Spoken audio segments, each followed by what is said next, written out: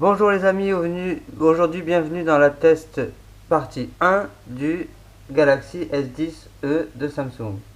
Alors d'abord on va faire deux points sur cette vidéo là précisément. On va faire l'ergonomie et le design, et 2 One UI avec un test vraiment en profondeur de One UI. Pour commencer par l'ergonomie et le design, on peut voir que ces 5,8 pouces font qu'il tient parfaitement en main. Moi personnellement je n'ai jamais appuyé sur la touche Bixby sans le vouloir. D'ailleurs depuis qu'on peut la réattribuer c'est pas mal, ça je vais pas vous montrer parce que je vous l'ai déjà montré. Je mettrai un lien vers ma vidéo qui montre tout ce qu'il faut faire la première chose à faire quand on vient d'acheter son S10e. C'est valable aussi pour les autres S10.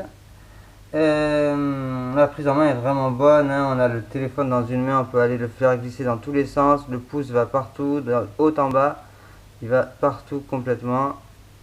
On peut glisser l'ensemble de notifs, on peut aller tout en bas, aller sur le Play Store, ça marche très bien. Je disais, l'ergonomie est vraiment top, et un truc qui est vraiment bien aussi, c'est le fait que l'écran 5,8 pouces est complètement immersif. Je pensais moi avant de l'acheter que la petite bulle qu'on voit là allait être ultra gênante quand on regarde des vidéos, et en réalité comme on se concentre sur le centre de l'écran et pas sur les bords, la vision périphérique ça s'appelle, la vision centrale est très bien, du coup on ne voit quasiment pas la bulle, et le fait d'avoir des bordures très fines rend l'écran ultra immersif.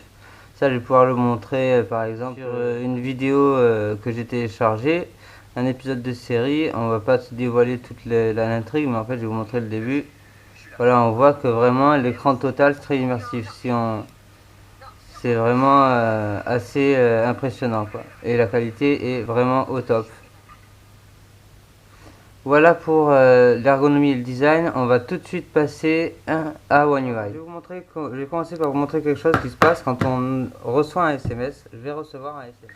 Je sais pas si vous voyez bien ce qui s'est passé, mais en plus de la notification, le bord de l'écran s'est allumé et a fait un tour d'éclairage. Alors je sais pas si ça se voit bien à la vidéo, mais je vous l'explique au cas où ça ne se voit. Voilà pour le petit effet visuel quand on reçoit un SMS. Maintenant je vais vous montrer autre chose.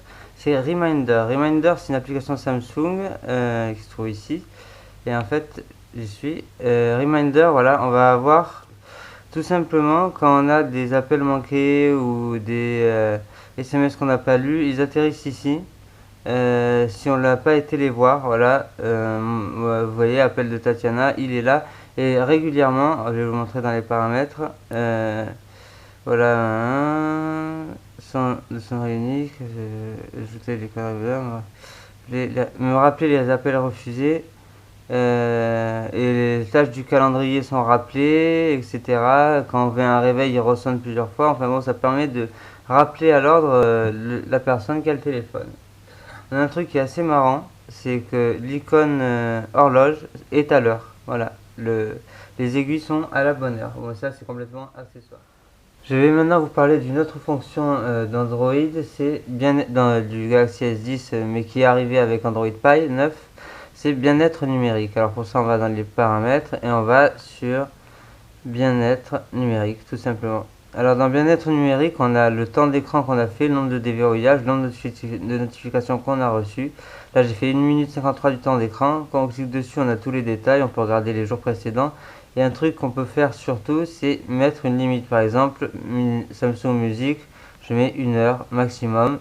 Quand j'atteindrai les 1 heure, il me l'appellera et je pourrai plus m'en servir. Voilà, il suffira d'aller ici pour désactiver la limitation, mais ça permet de gérer son temps d'écran pour chaque application.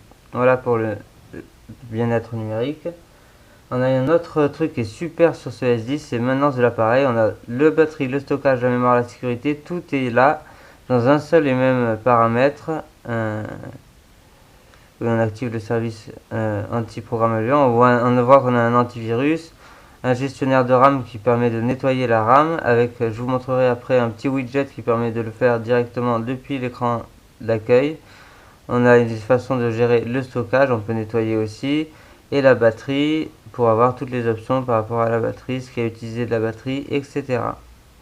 Évidemment, on va dans l'utilisation de la batterie, on peut voir son historique, là on a rechargé, là où la batterie se décharge, on peut voir combien de temps il nous reste, 10 heures 6 minutes, à savoir, comme c'est écrit, l'autonomie estimée de la batterie dépend de votre utilisation au cours des 7 derniers jours. Donc c'est vraiment assez fiable, quand il vous dit qu'il reste 10 heures, c'est vraiment qu'il reste à peu près 10 heures. On va passer maintenant à quelque chose d'un peu plus fun, l'AR emoji. Alors l'AR emoji, il est dans l'appareil photo ici, on peut le paramétrer entièrement. Moi j'ai créé le mien là. Donc selon comment on bouge, on peut faire une photo de son AR emoji. Mais ce qui est le plus sympa, c'est encore de s'en servir dans les messages, tout simplement en allant ici, l'emoji là, et on a quelques animations, par exemple celle-là. Voilà, avec notre emoji personnalisé et les animations. Donc ça c'est vraiment très fun. Après, voilà, on a le dialer, évidemment, un truc très classique avec les appels récents, les contacts et même les appels par lieu. Voilà, alimentation, machin, on a plein de services un peu à la page jaune. Et un autre truc que j'avais envie de vous montrer, c'était tout simplement voilà, ce widget qui permet de savoir combien on a de stockage, combien on a de mémoire et qui permet d'optimiser tout ça en appuyant sur optimiser. C'est tout pour cette première partie du test du Galaxy S10e. Je vous retrouve très vite pour la deuxième partie du test qui parlera de la photo, de la vidéo, de l'autonomie et qui donnera ma conclusion sur ce téléphone. Merci de m'avoir suivi, à très bientôt dans une prochaine vidéo.